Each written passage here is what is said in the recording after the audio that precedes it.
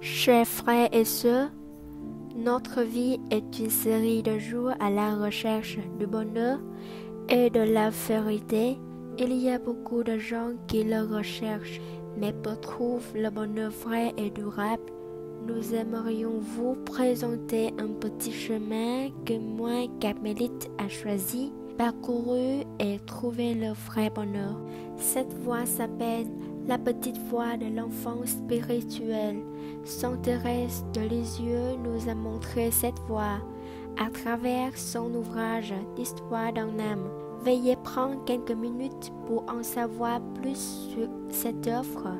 Cette vidéo sera divisée en 3 parties principales. Première partie, biographie de Sainte Thérèse de Lisieux et contexte de l'écriture de l'œuvre Histoire d'un âme. Deuxième partie, analyse de l'histoire d'un âme.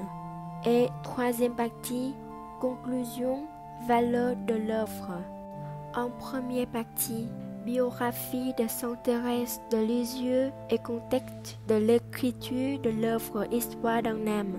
Thérèse de l'Enfant Jésus est née à Alençon, en France, de parents honorables et pieux. À 5 ans, ayant perdu sa mère, elle se confia entièrement à la divine providence, sous la garde d'un père très aimant et de ceux plus âgés.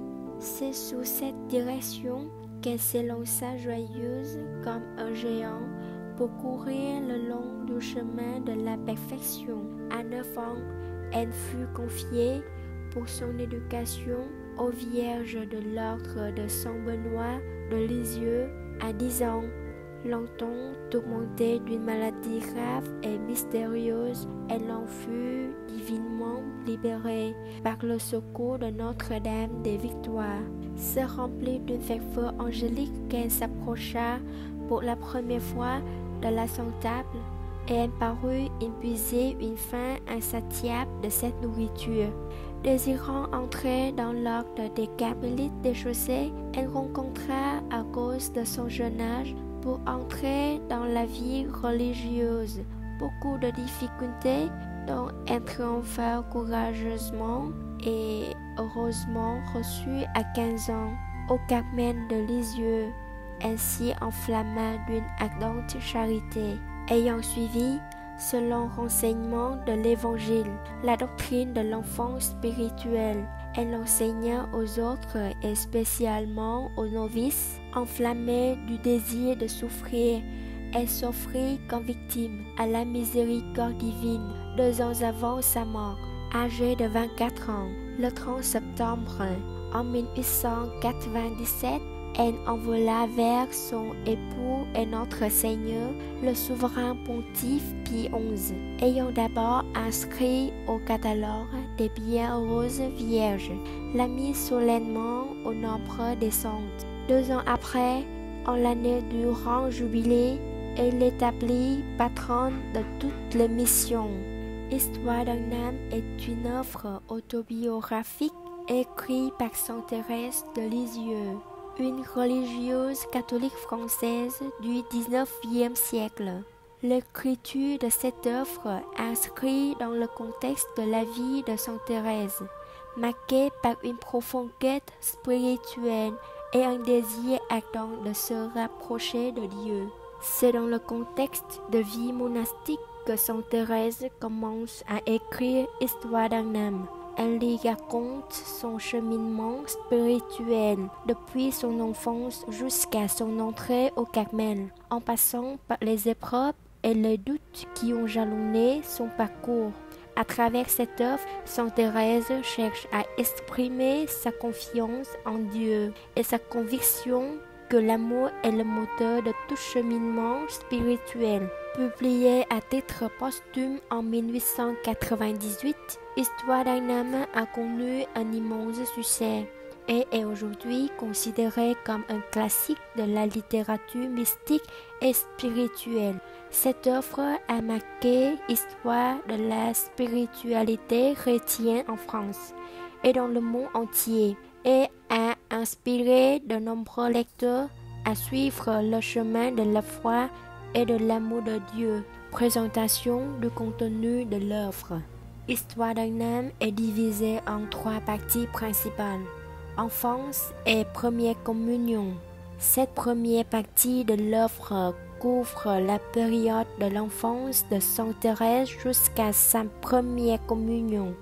Elle décrit les expériences spirituelles précoces de Sainte Thérèse et sa décision de devenir religieuse dès son plus jeune âge. Vie religieuse au Carmel. La deuxième partie de l'ouvrage relate la vie de Sainte Thérèse au Carmel de Lisieux, où elle a passé la plus grande partie de sa vie.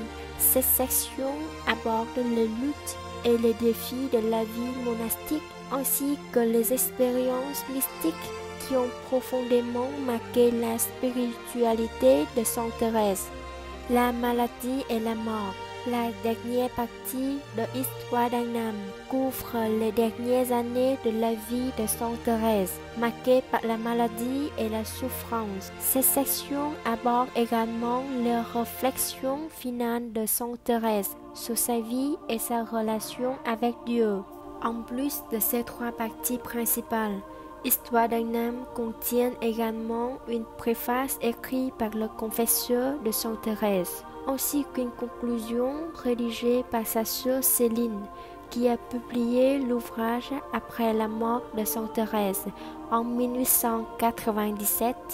Les thèmes abordés dans l'œuvre Histoire d'un âme de Sainte Thérèse de Lisieux aborde plusieurs thèmes liés à la vie spirituelle et à la quête de sens.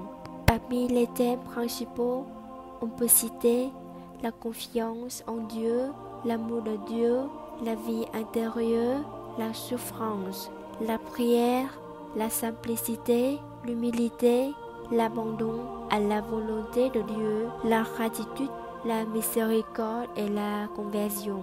Voici quelques citations célèbres de Sainte Thérèse de Lisieux tirées de son livre Histoire d'un âme.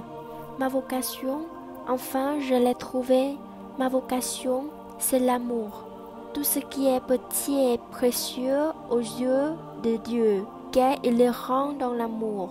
Je compris que la charité seule faisait agir les membres de l'Église, que si la charité venait à s'étendre, les apôtres n'annonceraient plus l'Évangile, que les martyrs refuseraient de verser le sang. Je compris que la charité renfermait toutes les vocations, que la charité était tout, qu'elle embrassait tous les temps et tous les lieux, en un mot, qu'elle est éternelle. C'est l'amour seul qui compte. Je compris que l'amour seul faisait agir les membres de l'Église. Il me semblait que l'amour m'ouvrait les bras et que le péché m'en éloignait et que si j'étais repentante, c'était un prétexte de plus pour m'approcher de lui en me disant qu'il avait les bras plus ouverts pour un enfant qui avait été égaré. Je ne suis rien, je ne suis qu'un petit instrument incapable par moi-même de faire quelque chose de bon, mais qui, par l'amour de Jésus, peut tout.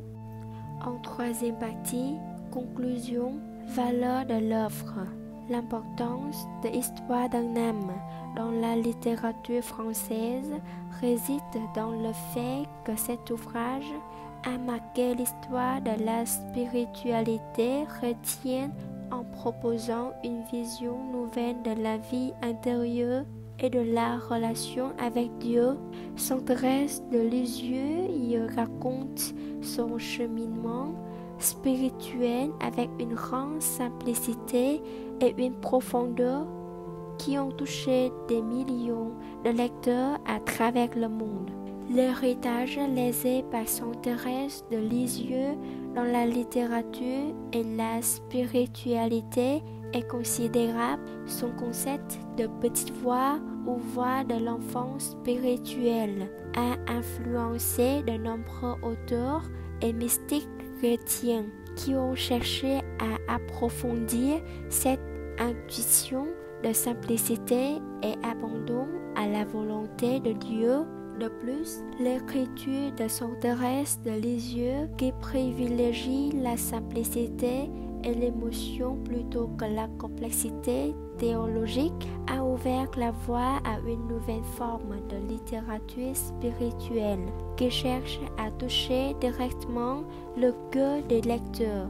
De nombreux écrivains et poètes tels que Jacques Perry, Paul Claudel ou encore Georges Bernanos ont été influencés par l'écriture de Sainte Thérèse et ont cherché à imiter sa simplicité et sa profondeur spirituelle dans leur propre œuvre. Notre présentation se termine ici. Merci d'avoir pris quelques minutes pour écouter. Si vous avez quelque chose à suggérer, n'hésitez pas à laisser un commentaire. Merci beaucoup.